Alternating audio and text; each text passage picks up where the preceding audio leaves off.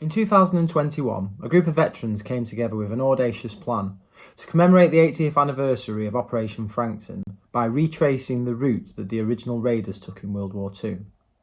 This expedition was a great success, and so we decided that we would build a social enterprise and continue to develop overseas expeditions based on commando raids for members of the armed forces community. One of those members, Tom Rendell, came to us with an idea to build an expedition based on the Pebble Island raid during the 1982 Falklands War. He was also going to develop a plan which would follow 3 commando brigades' route in towards Stanley in that same campaign.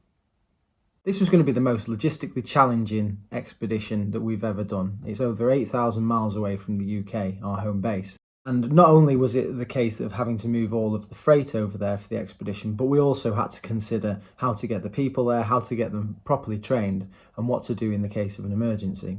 Unfortunately, we had Rick, and Rick was able to go there to the Falklands and capture it all. And this is the video you're about to see. To try and capture the voice and the experience and the emotion of people that were returning to the islands, perhaps for the first time since that war over 40 years ago, where they'd lost friends. And so now we want to show you that video, and we want you to share the experience which the men of this expedition felt.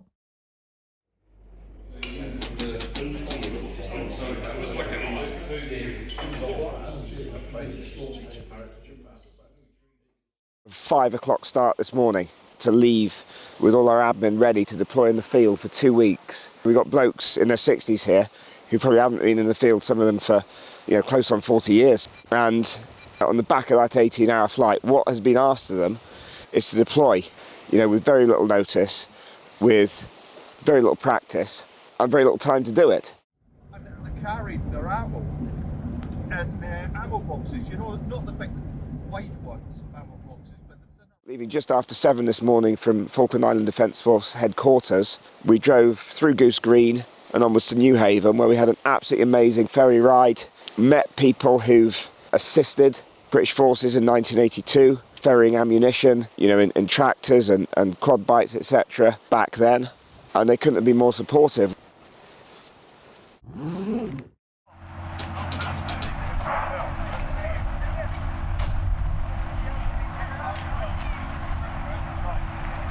We saw porpoises on the way across, and then this absolutely amazing vehicle journey all the way down here. 3 hours with the local drivers, the 3 of them, who were absolutely amazing. Told stories about what they did in 1982.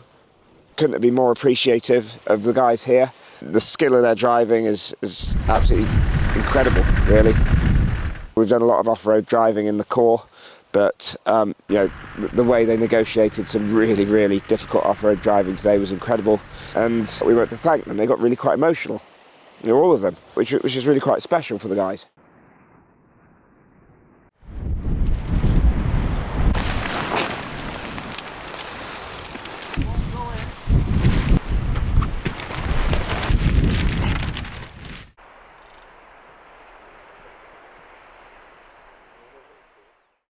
We've set up camp, we've fed, which is something these guys are doing in completely wild conditions. Don't forget, we're in a really remote place here, on the edge of West Falkland. 3 hours drive across country from the nearest settlement. The skippers, Chris Hawksworth and Mike Clark and Jeanette Clark, out on the yacht there, they've given up essentially close to 3 weeks of their time to make this expedition happen. But it's happening all over this expedition, people doing that sort of thing the whole time for us. It's really quite humbling to see how much the 1982 veterans are held in esteem, are revered really, for what they did.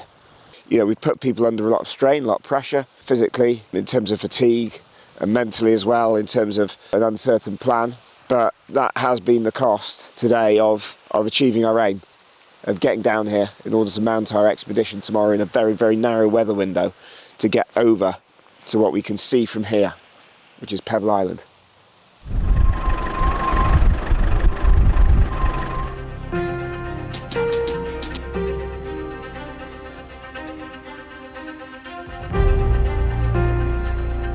Paul Veneer and Laura J, this is Cockleshell 22, over.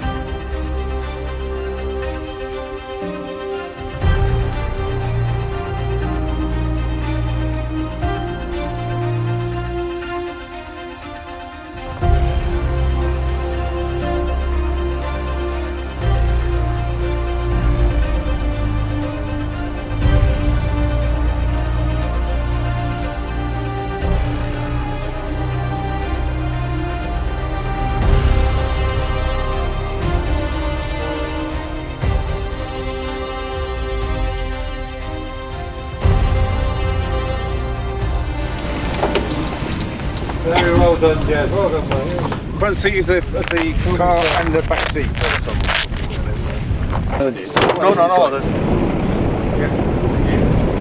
Push it up. There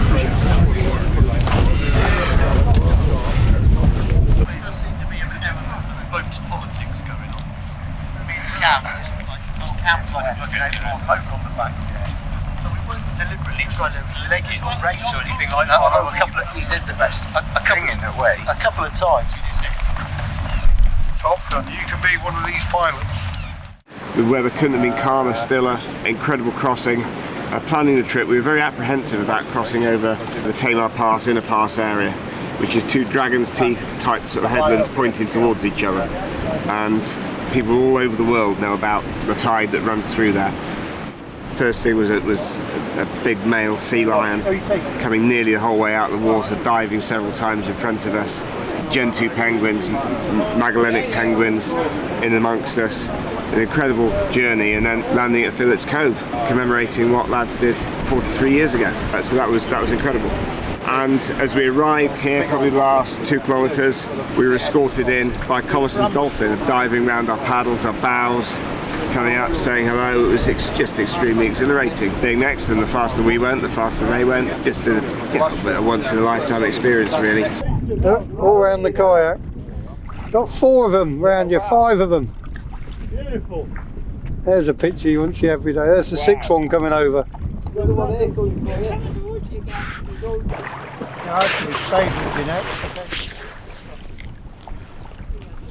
Oh, awesome. Wow. Need a bit of sun, I want my shorts on now. Yeah. I wish I short weather guys, get your shorts on and get in paddling. Just humbled by the hospitality from Doc Gould, who owns and runs Pebble Island with her husband Alex.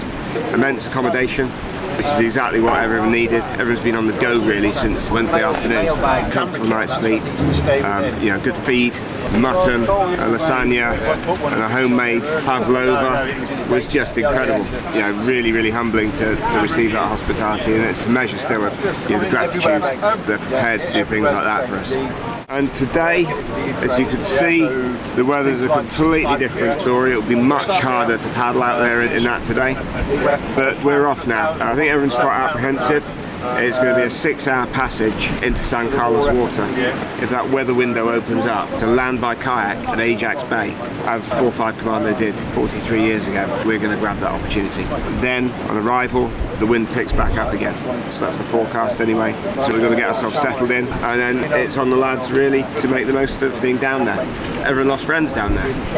The airstrikes were quite severe, sustained over several days, and obviously HMS Antelope was hit. 4-5 Commando took a few casualties, all the units did. So that's going to be emotional to be back. And we've got a big storm. Tuesday there will be 60-mile-an-hour winds, 40 millimetres of rain. So quite a severe forecast. So we just have to wait and see what happens Tuesday. Everyone's going to be quite emotional when we get to San Carlos water.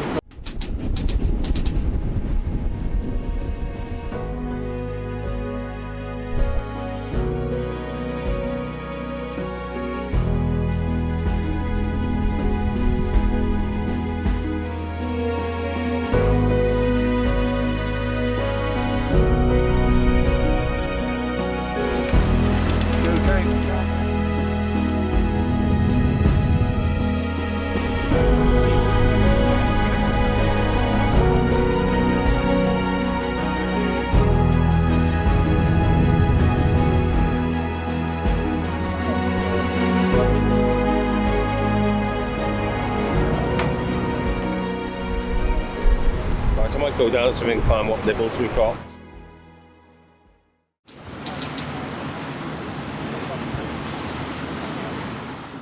I was in 4-2 Commando and we were embarked on the Canberra. So obviously a lot of us were below decks. There were guys up on the top deck with machine guns and anti-aircraft protection. I just remember there was an air threat to the Canberra, and they decided the best thing to do was get 4-2 off the ship as quick as possible. We cross-decked from the Canberra into LCUs, landing craft utilities, which are the big landing craft, so they could hold a company of about 100 men each one. So what they were doing was the side doors on the Canberra, these little doors where they obviously took food on and stuff when it's a cruise ship, we came out of there. You had to allow for the landing craft to come up level with the door before you got on. But first of all, you had to pass your pack out, then your rifle, and then you got out yourself, and then you just jumped onto the deck, and a couple of bootnecks who were in the landing craft branch, they helped you down and you just joined the mass in the bottom. And then we went into San Carlos. We didn't know what to expect, so you didn't know whether it was going to be an opposed landing, which means there's enemy, or an unopposed landing, which means you can just down ramp and yomp in. And it was the latter, fortunately. From there, once we landed, we just basically shook out into formation on the ground, went to ground, and then you just wait for your orders and decisions of what we were going to do. And that's when it all started kicking off, really, because the RG jets started coming in on bombing runs. And obviously the Canberra, we got the Canberra out of there because obviously it was an easy target and a valuable ship, you know, so they obviously wanted that out of the way. And the easiest thing to do was just get everybody ashore. This is Falkland Sound, where the ships came in on the night of the 20th of May. Fearless and Intrepid, plus other escort ships, we'd gone beyond San Carlos waters and we lowered the stern end of the ship so the landing craft come out with 40 Commando and 2 Para. I was on Foxtrot 1 with 2 Para, and our destination was San Carlos Beach, which we call Blue Beach, which is at the far end of San Carlos waters. As we came out the back of Fearless and we turned to starboard, the naval gunfire from HMS Antrim bombarding Fanning Head up here was an absolute fantastic sight to be seen, which gave me a bit of cause for concern because we were told it was going to be an unopposed landing, so I thought, why are they firing on that ship? And unbeknown to us, we'd only just found out the night before that there was an Argentine half company strength on that mountain observing us, and they had some pretty severe firepower. They could have done us some serious damage had the SBS not gone in a few hours earlier and cleared them out of there. I came in with 4-5 Commando support company on a landing craft. We were packed in there, didn't really know where we were. We knew where we were going to, and about 10 minutes out from the beach from the landing we were told it could be an opposed landing, and we were given a quick set of battle orders as to what would happen when we land. Thankfully it didn't happen, otherwise it'd have been Saving Private Ryan sort of landing. Got ashore, bedded in the mortars, and we fired onto a peak, 2 bombs from each mortar, and aimed at a point, and a helicopter decided to go and actually hover over where the point of impact was, so there was a bit of a panic getting that out, and it was all a bit of an anticlimax really. We got into the positions where we were going to start to dig in, and about an hour later all the ship sirens went off. No one knew what they were, and the original command was air raid warning red, that turned into Galtier is dead, and everyone got out of the trenches dancing around thinking they were going home, and then the bombs started to drop. A lot of cursing and diving back into your hole, and then we just settled down to the daily routine of the Argentine fighter pilots coming in and dropping the loads. We then moved by landing craft back across the Sound to San Carlos settlement, ready for the breakout, and then the long walk.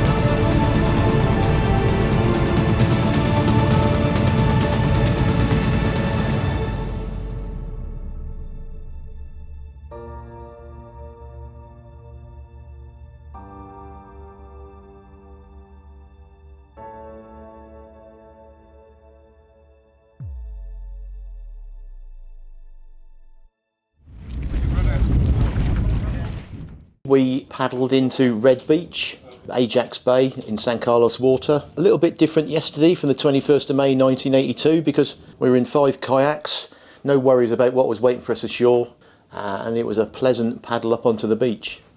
Ajax Bay is an old mutton processing plant from I think it's from the 40s or 50s. It was a good idea at the time, it didn't last very long, but in 1982 they decided to use the buildings there for the brigade maintenance area. It was codenamed Red Beach, and the first people to get onto Red Beach were 4-5 Commando, and we landed mainly off the Royal Fleet Auxiliary Stromness early morning of the 21st of May. And it was intended we were going to be landing in darkness. So we went down the scrambling nets onto the landing craft in pitch black while they were bombarding Fanning Head just behind us. The SBS were taking out some RG positions. But due to kind of backload problems, etc., by the time we actually started heading for the beach, it was broad daylight, bright sunshine, and it just looked like a bit surreal. It was like sailing along beside Cape Wrath in Scotland. It looked lovely. But obviously we were worried that there might be Argentinians on the shore waiting for us to open fire. But eventually we come up to the buildings, into the shore, and we actually landed slightly to the left of where we put the kayaks in yesterday. The ramps went down, the rifle companies came out, and they deployed pretty quickly, bearing in mind the amount of weight of kit and ammunition they were carrying. There was no sprinting, it was just like more like a gentle plod, to be perfectly honest. But they dropped all their mortar bombs and stuff on the beach, and then they deployed up the hill, and I was with Commando HQ. We were probably in about the third landing craft, and we got ashore and kind of followed them up the hill to set up. One of the interesting things there on the day, there were no penguins, never saw a penguin on the day, and there were guys from SBS, the Special Forces, on the beach who'd been looking at that site for days or weeks. And they came down with their Neversport or Barber jackets and beards and M16s, and they were stood by the side, so they must have been mighty relieved to see us. A beautiful day, sunny, clear. The air raids hadn't started yet, so we kind of moved up the hills into the ferns, and the camouflage there was absolutely fantastic because as soon as you sat down, you couldn't be seen. So that afternoon we dug in, started digging trenches, and later on in the afternoon, that's when the air raid started. Quite a lot going on, really busy day. Quite a bit of adrenaline. Yeah, we were just happy to get ashore, because when the air raid started, it was, thank God we're here ashore digging trenches rather than on the ships with all these jets zipping around and dropping bombs. Ajax Bay later on, probably later on that day, the Commando Logistics Regiment started coming ashore in the area where we kayaked in, and they set up their kit and heavy kind of shifting equipment and started moving ammunition and set up the hospital. Red and green life machine in the buildings, and it turned into a bit of an ant's nest. And then we basically sat there for the better part of 6 or 7 days, building up stores, digging further trenches, and just watching the air raids and shooting at the aircraft as they went by. We arrived at Ajax Bay and pulled our kayaks up on the beach. We had a good look around the old refrigeration plant and the site of the Red and Green life machine, the hospital there. We paid our respects to those who had died there. There's a flagpole there, and the flag was down. And our man Bill repaired the flagpole, and we got the Logistics Regiment flag back up where it should be, flying at a full mast. Some of us went along and looked at the penguin colony just along the road. And a couple of us went for a swim, a very brief swim. Yeah, we pitched our tents, we had some scran, some hot wets, and we got our heads down for the night.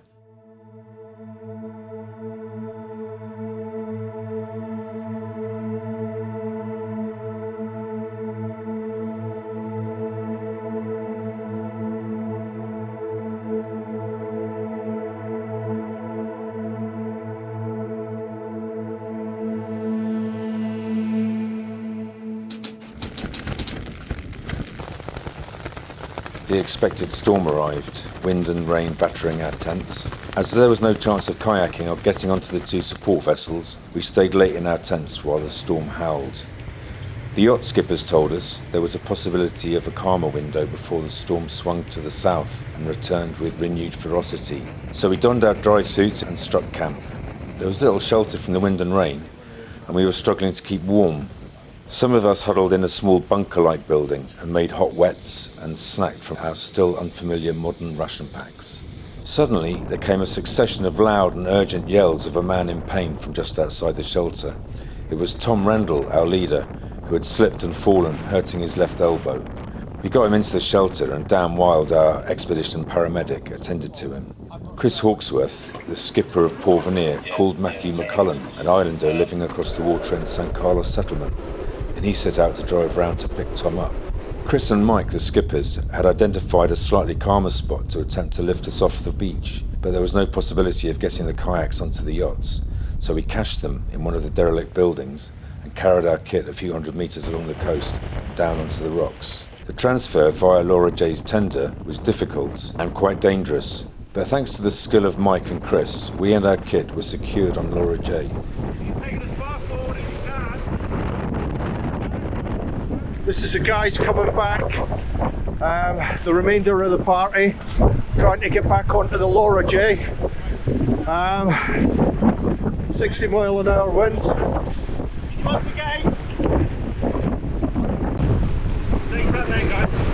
It was a lengthy process to lift the anchor, battle through the waves across the water, and anchor off of Blue Beach below the cemetery at San Carlos. The transfer to shore went smoothly, and Matthew McCullum was waiting with his wagon just above the beach, and a few round trips saw us all in the settlement and distributed among 3 houses in the lower parts.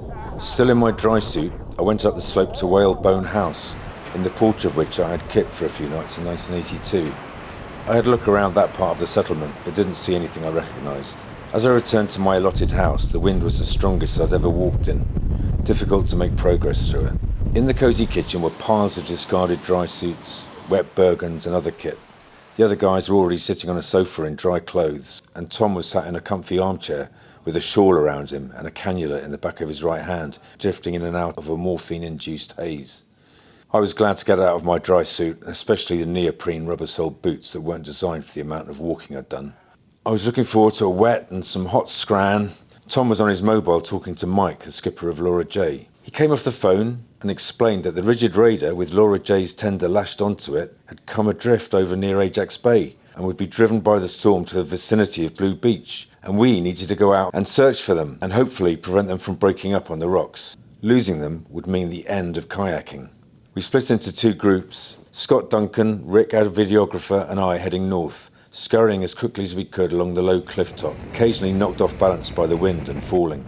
After a couple of miles, it was Scott who first spotted the vessels, and he broke into a trot.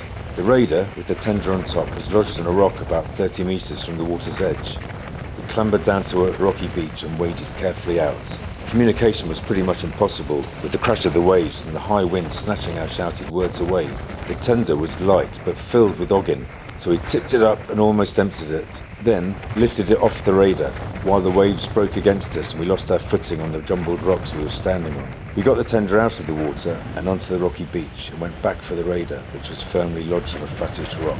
After quite a struggle, we dislodged it and heaved it through the surging waves to the beach, but we weren't able to shift it further. Then Matthew turned up in a Land Rover above the beach, and after a bit of faffing and towing, the boats were secure at the top of the beach.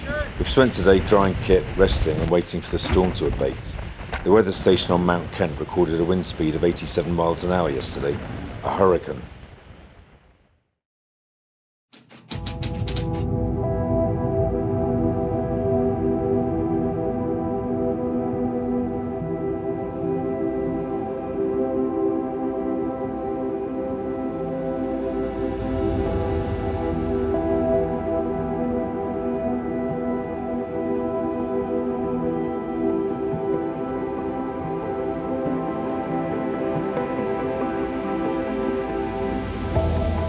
The Royal Marine's Prayer. O eternal God, who through many generations has united and inspired the members of our corps, grant thy blessing, we beseech thee, on Royal Marines serving all around the globe. Bestow thy crown of righteousness upon all our efforts and endeavours, and may our laurels be those of gallantry and honour, loyalty and courage. We ask these things in the name of him whose courage never fails, our Redeemer, Jesus Christ. Amen. Amen.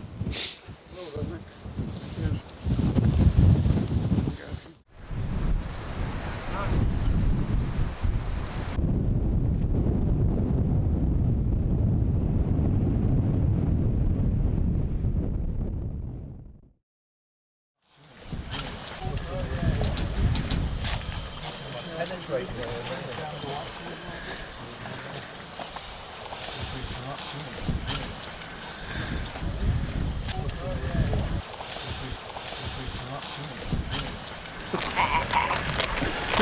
is pretty good, isn't it? I do like it. Today we've arrived at Port San Carlos, which is the place where 4-2 landed. I'm still trying to get my bearings, but behind me is the water that we overlook here. And I do remember looking out this way and it looking familiar. So I do remember the jets coming down here. But the irony is we're actually talking from the veranda of a brand new built house belonging to John and Michelle, who've kindly let us stay here.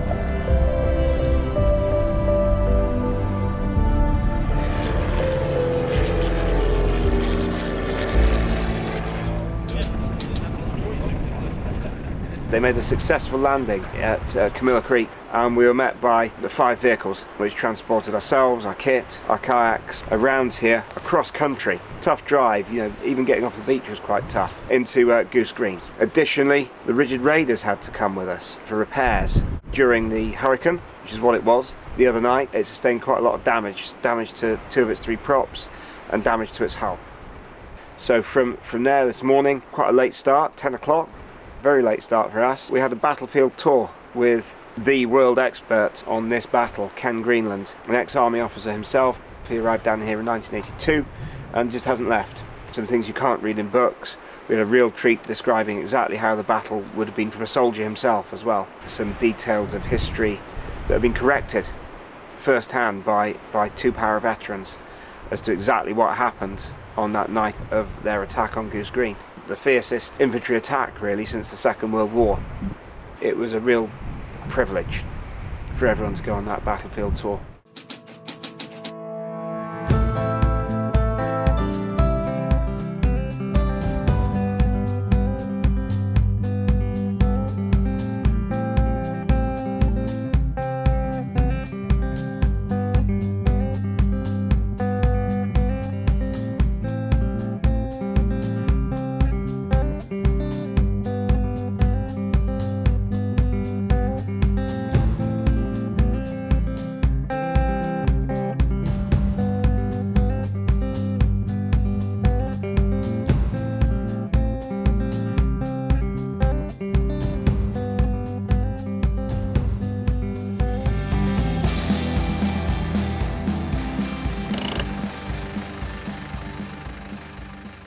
Okay, quickly to reorientate, you can see the high ground that's running east-west, so you can sort of relate to that all the time.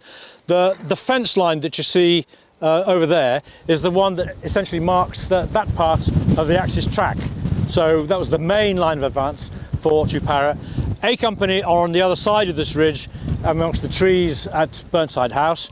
The fighting that we've just left is only on the ridge, just whatever it is, 200-300 metres away, a bit more than that. And with the situation as far as D Company is that having followed that Axis track, they've now struck the Goose Green track and they're turning. Seeing the horse over there just reminds me of a story I was telling in the car. The bit of camp over there was where all the shepherds had left their horses. When everybody was locked up, they put the horses out to grass out there. And there were lots of them, I don't know, maybe 40, 50 horses. And then when the fighting was going on, these horses were galloping around all over the place. And I've spoken to an Argentine veteran who said that some of their guys thought it was cavalry. They actually, shit, they've got cavalry. Amazing that anyone should think that at the end of the 20th century, but that's what they thought. And this afternoon we've seen the way of life here in Goose Green. We've seen some sheep shearers at the end of their day shearing about 1 sheep a minute, and they've been at it for nearly 12 hours, 11 hours. Started at 6 o'clock this morning, and 5 o'clock they were just packing up ready to have a beer. It's Friday night here. What we're doing is we're going to have some scran here with our hosts, and then we're going to head over to the bar and have a beer with everyone from the village.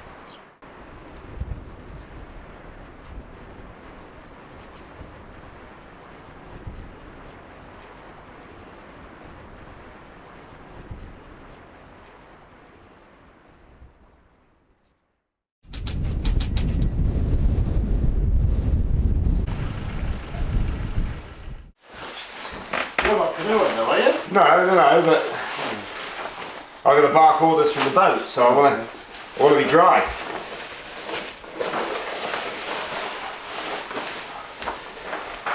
You got enough room? Do you want to try my dry suit on instead?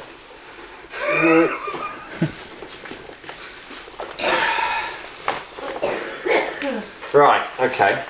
So the plans we've got, the tough paddle, it's the toughest one we've taken on so far. It's 15 miles. We're setting off before high tide because I'm not convinced we're going to get there in 6 hours on that tide. So I'd rather push against the tide to start with rather than against the tide at the end. So that's my decision. A nice early start, high tide 0810, setting off 0700. So working backwards from that 0615 down by the water, ready with everybody's kit, ready to go. We're leaving with a huge amount of respect for you. We're not going to forget this. So, on behalf of the expedition, thank you. Thank you. Thanks, guys. On the 8th of June 1982, Foxtrot Four was sent back to Goose Green to pick up 2 forward field radios belonging to 5 Infantry Brigade. We sailed back through Choiseul Sound to this jetty here, where they picked up the 2 Land Rovers and some members of the Royal Signal Regiments. The coxswain of F4, Colour Sergeant Johnson, set off early in the morning on the 8th of June. They got about 30 kilometres along Choiseul Sound, just off Johnson Island, where 2 Skyhawks came over. The first Skyhawk dropped its bombs and missed. The second Skyhawk took out the back end of the boat. And unfortunately F4 was left to float out to the rest of Choiseul Sound. There is currently a campaign to try and find it because one of the bodies is still on board, Bob Griffin. We're now going to try and follow that route as far as we can, but then I don't think we'll make it as far as Johnson Island because we're going to pull into Walker Creek. We kind of want to hug this coastline again, so the wind is kind of be southwest all day. This bit of water here is going to be really rough and unpleasant, so we want to stay away from that. So the plan is we're going to cut through these islands. Because Shane's come on board the boat, he knows that there is a route through this little gap in between these islands here for the Bovenir, so they're going to follow on and be with us all day, which was a bit of a concern otherwise, that they were going to have to come all the way around here and we were going to do this whole bit kind of by ourselves a little bit. But yeah, Bovenir and Shane are going to be able to come through here with us. So the idea is we're going to come around the corner, drop across the Hare Islands, just going to get in the shelter there between the islands, and then as soon as we get across here we're going to cut diagonally across towards the coastline, and then we're just hugging that coastline all the way up.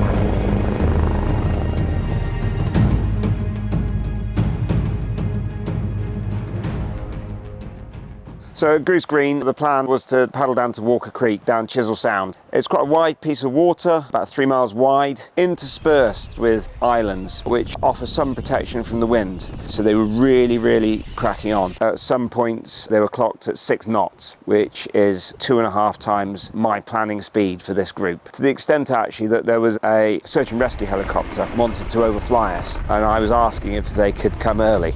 However, they went to turn with 1 mile into Walker Creek. The wind went directly on their heads for a little bit as they took that right-hand turn.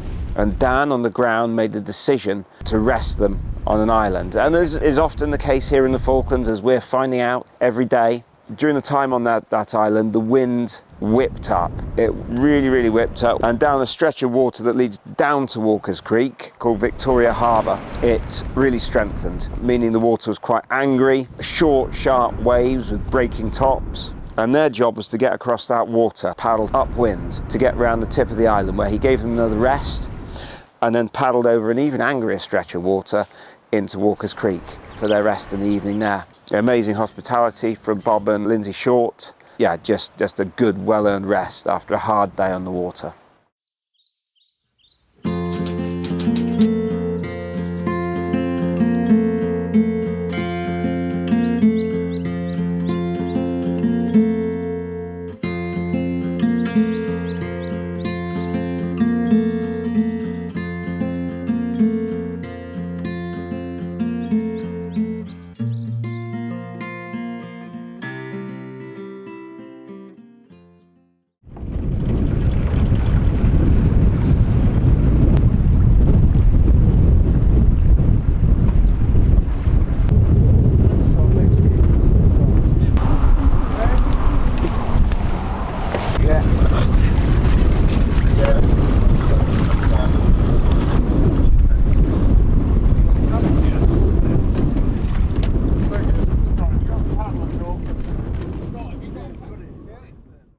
And then it really picked up. Then we were into 2-3 metre short, sharp waves breaking across the top of Laura J, and they paddled a couple of miles within that archipelago. Some lovely water there. Again, Commerson's dolphin flitting in and out of them as they arrived at Lively Island for a warm welcome from Stephenpool. Very moving moment when we arrived. We hadn't realised that the Foxtrot Four memorial on Lively Island, which is just up a couple of metres from where we landed, hasn't been visited by any veterans at all since 2011. We are the first in at least 14 years because of the difficulty of getting to Lively Island. Few of us then had the opportunity to walk the island to see the Gentoo penguins, Magellanic penguins, and some really special little lagoons.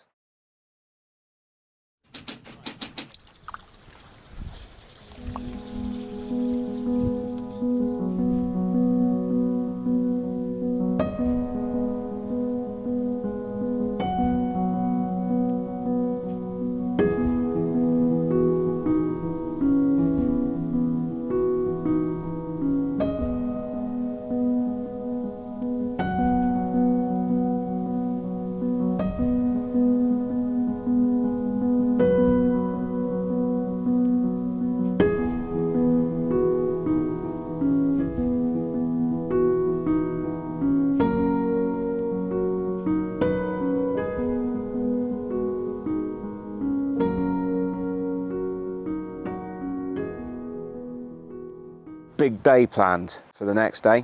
The passage from Lively Island through the gap in between Lively and Philomel to Middle Island, onwards down to Fox Point, another Foxtrot Four memorial which is more currently visited by veterans, along Bertha's Beach into Kelp Lagoon, and then finishing at Pleasant Roads. Now this is a tough ask. The guys were on the water for 7 in the morning, and again they made cracking progress. It wasn't too bad until we got to near Fox Point, where the big long rolling surf was starting to break on the beach, and that's when things got quite interesting. The lads turned in breaking water into the bay by Fox Point.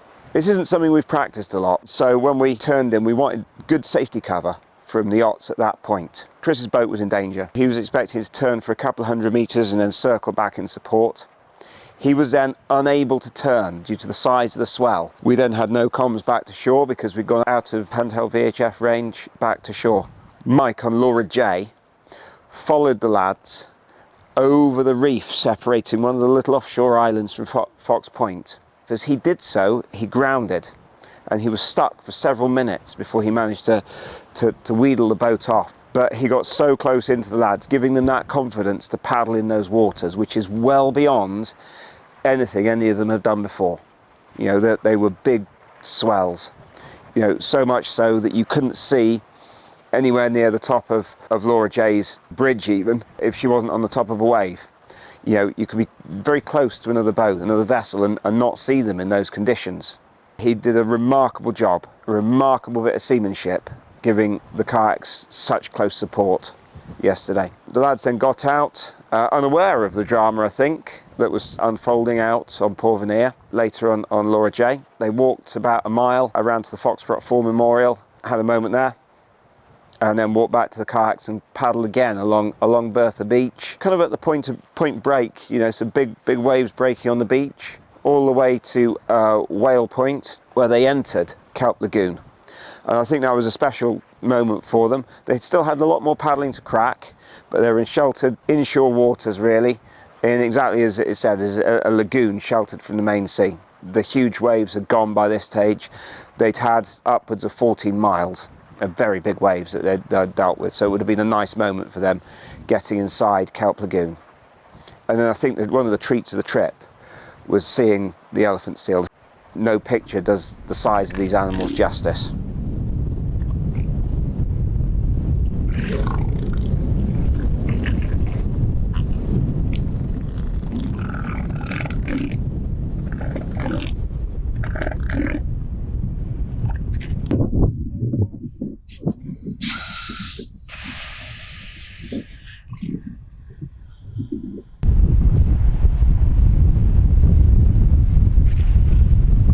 We met them again at 7 p.m, some 12 hours after they started paddling. They then had a 500-metre portage, I assisted actually with one arm, across rough ground, sand dunes, tussock grass, sinking sand, to get back to where Porvenir and Laura J had managed to find safe anchorage, which was somewhere called Pleasant Roads. So we sailed around here to Fitzroy, a lot of memories for a lot of different people here. Craig ended his war here in a sheep shed to dry out. Spike saw Sir Galahad hit from the mountains, and Jez was in a landing craft next to Sir Galahad when she was hit, with that loss of 49 lives. So an awful lot of emotions here for 3 of the 8 members of the team.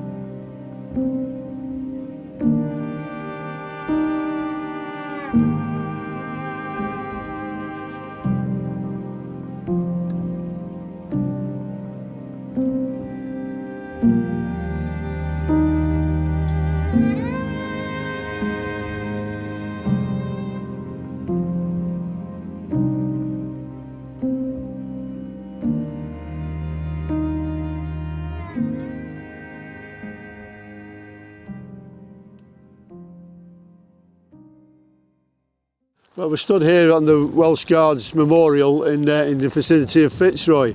This is the final kayaking phase of the Pebble Island expedition. We just explained a little bit of what happened here.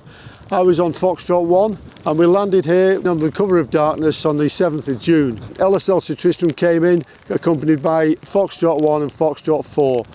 We'd previously had about 3 or 4 days cover of low cloud, so we weren't expecting any aircraft action at that time. As we sailed into Fitzroy, LSL was further down towards just beyond the entrance to Fitzroy, and we sailed into the jetty. F4 was on the outside jetty and F1 was on the inside. Our task that day was to unload ammunition and rations for the final assault on Stanley for 5 Infantry Brigade. On the morning of the 8th of June, Foxtrot Four was retasked to go back to Goose Green to pick up 5 Infantry Brigade's field Land Rovers. All of a sudden, later when the cloud cleared, Galahad sailed in and we had a change of task.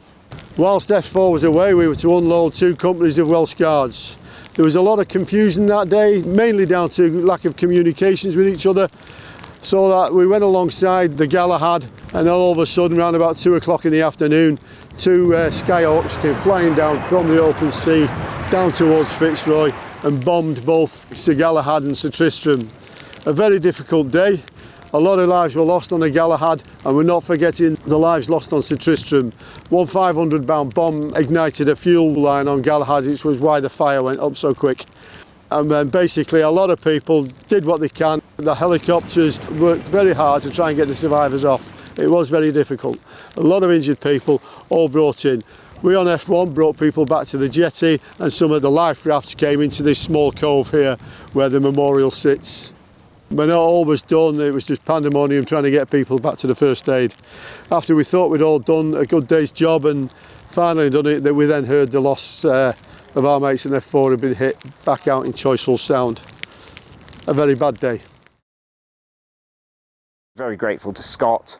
Really high quality handmade wreath that we were able to lay there today. Scott Duncan, 4-5 Commando, Yankee Company, 4 Troop during the Falklands War. We're back here now, 2025, and we've made some nice wreaths up, my wife and I, for these guys. We've done 5 altogether, 1 for 2 sisters, 1 for Foxtrot Four. We also did 1 for the Welsh Guards, Antrim, and the Blue on Blue, which happened at the bottom of 2 Sisters, which is now at Blue Beach Cemetery.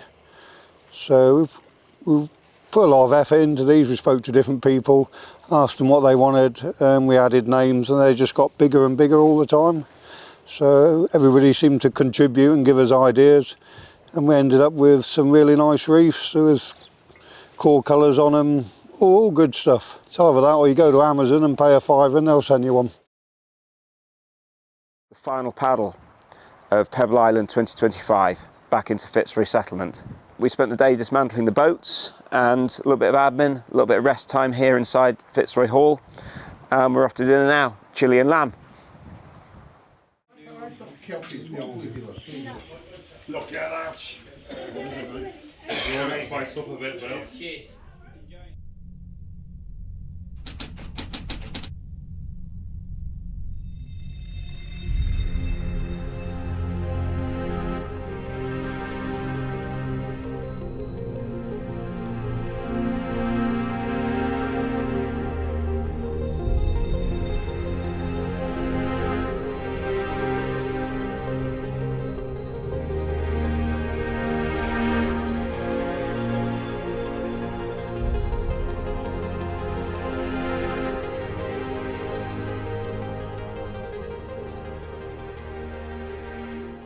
In 1982, I'm not sure of the exact date, but we were tasked to go forward to the start line from Mount William. This is Charlie Company 40 Commando. When we moved forward, recce troop from the Welsh Guards had supposedly recce'd it the previous day, knew the route to the start line. However, what happened is we were meant to go round the right side of this lake that you can see in the distance here. But what happened is we ended up coming round the left. Basically, the left was a minefield. I was SF gunner. There was 3 in the gun team. My gunner number 2, a guy called Wayne McGregor, or Mac McGregor as he was known then, had his leg blown off. Once we managed to get him stable, the troop officer, young lieutenant called Paul Allen, he came up to assess the situation, and as he came up, when he was about 6 foot away from us, he got blown up and lost his leg as well. So we had 2 casualties. We called in for a CASEVAC. By then we were getting really heavily mortared. There was mortars going off, exploding everywhere. And as you can see, there was rocks flying about everywhere. Everybody was getting out with bits and pieces. And the best bit of flying I've ever seen in my life, the chopper pilot came in, hovered on one rock, a rock about this high, just put the front wheel on the rock, hovered there until we managed to get the casualties, lifted them up, got them over, and he took them away. So yeah, quite a feat of flying. What happened after that was, because we were getting shelled so much and they knew that we were coming, we moved back just out of sight.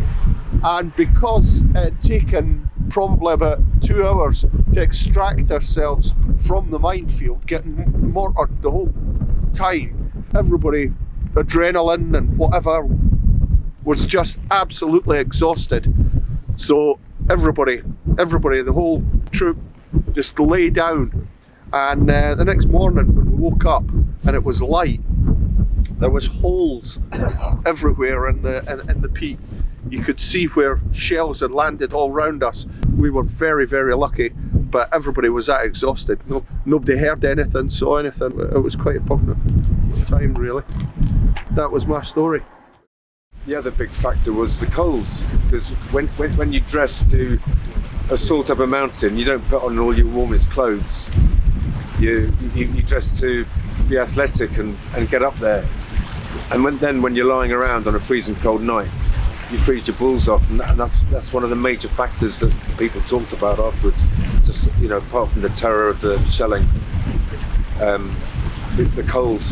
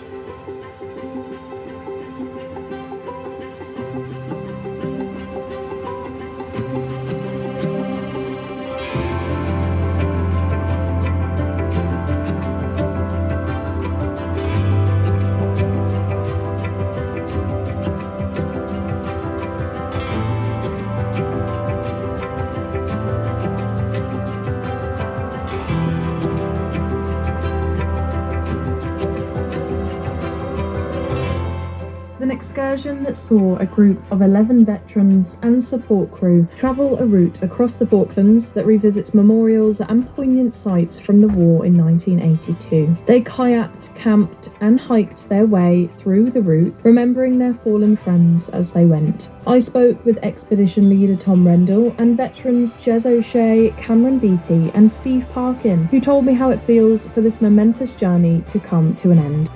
For me, it was like pulling together when we escaped off Ajax Bay in that really bad weather. And everybody worked as a team. And Mike Clark, Chris Hawksworth, they all sort of pulled together as a team. Nobody asked any questions, they just got out and did it. Everybody pulling together, it was just amazing. Mike Clark, who was absolutely fantastic the whole time, he said it's some of the worst kind of seamanship he'd had to encounter or deal with, especially after he dropped us off and had to come back to the anchorage at Ajax Bay. Massive contrast. By the time we got to the last day, we were all quite fit and I could feel the strength in the arms were a lot better and I was a lot more confident in what I was doing. And the swells must have been 2, 3, 4 metres high, some of the swells. So at one point I'm on the top of a swell looking 45 degrees down onto the kayak next to me. What are you doing down there? Next thing he's 4 metres above me.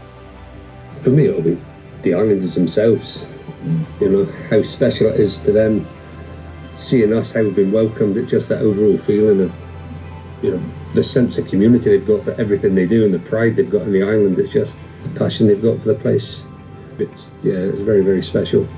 And it's a bit like family, and it's like meeting a member of your family, like Christine up in the Liberty Lodge, or Mike and Jeanette, who were in Douglas, who we were involved with in 1982. Meeting them is literally like coming home to a family for me, and I suspect if you came again, you'd feel the same. Well, the good thing is you can always have a laugh. You can always have a laugh at the end. Yeah. Not necessarily in the middle, but at the end you all get out dripping wet and kind of just have a giggle about it, and that's marine mentality as well, cheerfulness in the face of adversity and all that kind of stuff. That all came to the fore, even though it's 40 years after you've kind of passed out of training.